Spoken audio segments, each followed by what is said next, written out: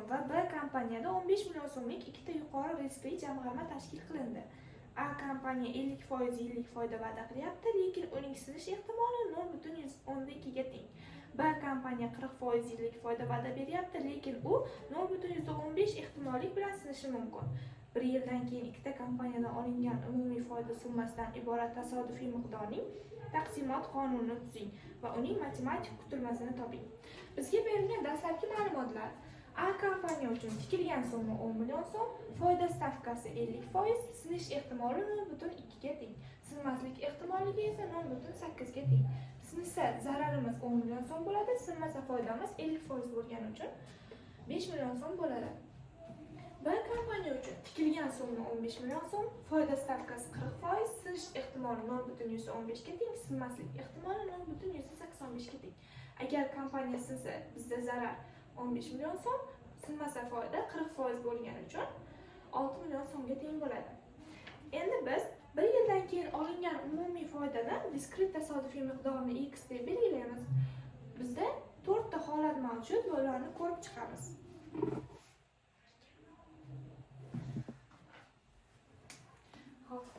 Birinchi bo'lib, agar ikkala kompaniya ham sinmasa, unda bizda foydamiz 5 million so'm, B kompaniya uchun foyda 6 million so'm, jami 11 million so'm foyda bo'ladi. Endi ehtimolligimiz esa sinmagani uchun 0,8 ko'paytirilgan B kompaniyada 0,85 ga teng bo'ladi. Bu bizda 0,68 ga teng. Ikkinchi holat. Endi bizda ikkinchi holat, A kompaniya sinsa, lekin B kompaniya sinmasin. Unda tasodifiy miqdorimiz A kompaniya singani uchun bizda zarar minus 10, B kompaniya sinmagani uchun foydamiz minus 6. Endi ehtimolligimiz A kompaniyaning sinish ehtimoli 0,2 edi. B kompaniya sinmadi.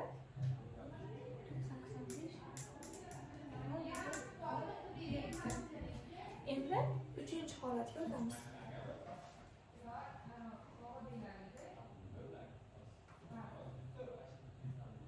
A kompaniya sinmasa, lekin endi B kompaniya sinsa.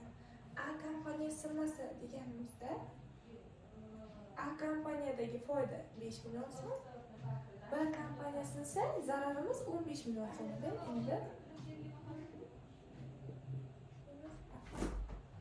bir ikkisimiz A kompaniyani sinmaslik ehtimoli 0,8, B kompaniya singani uchun uni 0,15 deb olamiz.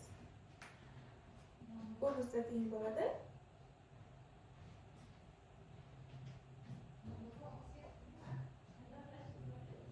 0,12 ga teng bo'ladi. Xo'p. Endi 4-chi holat, shu yerga yozamiz.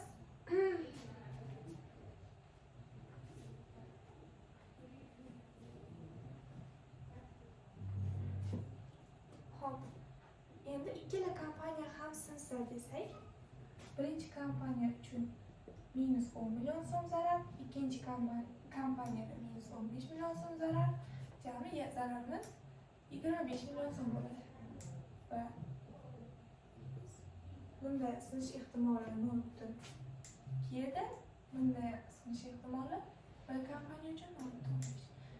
Javob 0,03 ga teng bo'ladi.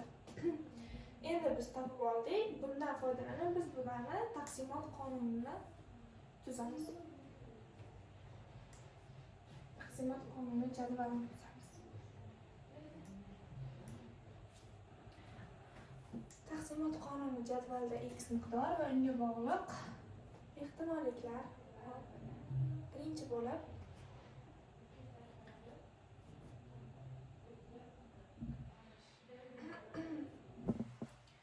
minus 25 bo'lsa, kompaniya ikkalasi ham sinsa, undagi zararlar 0,03. Keyingi holatda minus 10 da 0,12. Keyingi holatda minus 4 bo'lsa 0,17. Keyingi 0,68. Biz bularga mos jadvalni tuzib oldik. Endi keyingi shartimiz bizda matematik qutilmasini toping edi. Matematik qutilmasi mx buni biz summa xi ko'paygan pay, ya'ni tasodifiy miqdorni unga mos bo'lgan ehtimolliklar ko'paytmasini yig'indisini olib qo'yishimiz kerak.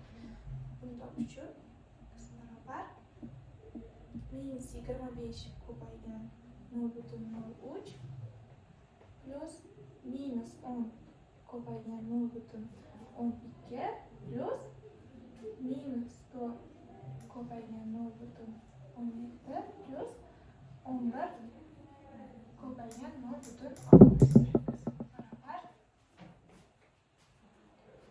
Endi biz bularni ko'paytmalarini yozib oldik. Endi -25 ko'paygan 0,103 bizda 0,75 ga teng, minusdan -10 ko'paygan 0,112 ni ko'paytmasi -1,2, -4 ko'paygan 0,17 bizda -0,68 ga teng, 11 ko'paygan 0,68 7 plus 7,48 ga teng. Hammasini hisoblasak 4,85 chiqadi bizda matematik qutilmasi.